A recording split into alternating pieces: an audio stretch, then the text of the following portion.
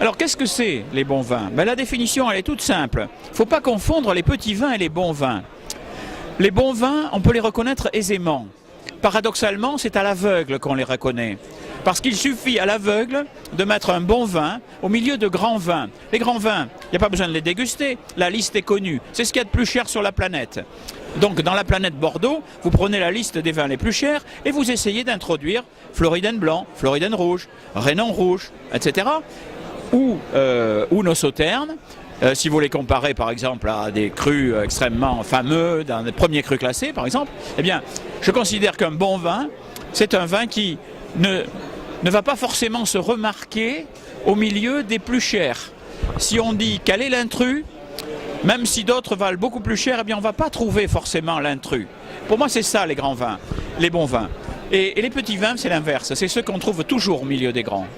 Parce que c'est pas le même goût, parce que c'est pas le même niveau. Les bons, c'est le niveau des grands, sans le prix.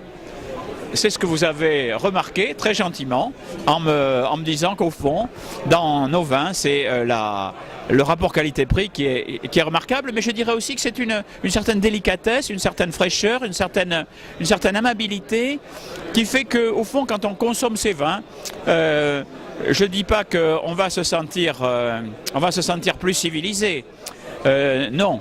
Mais je dirais qu'on accède à un niveau de finesse qu'on n'a pas dans des vins plus gros. Une dernière question. Pourquoi commencer par les blancs. Pour La dégustation.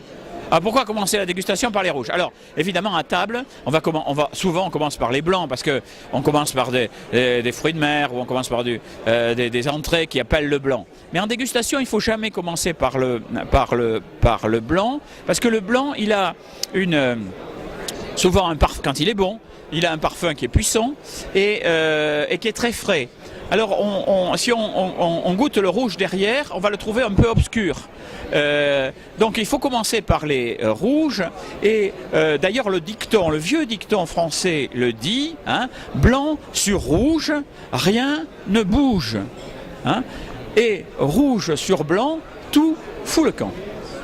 Voilà. Alors en plus, il y a une comment dirais-je, en passant du rouge au blanc, eh bien, on va ensuite passer du blanc sec au vin blanc liquoreux. Donc le blanc sec fait une transition entre les rouges et les vins liquoreux. Comme ça, on n'est pas obligé de rincer le verre 3 fois. Messieurs, merci. Merci beaucoup. Merci à vous.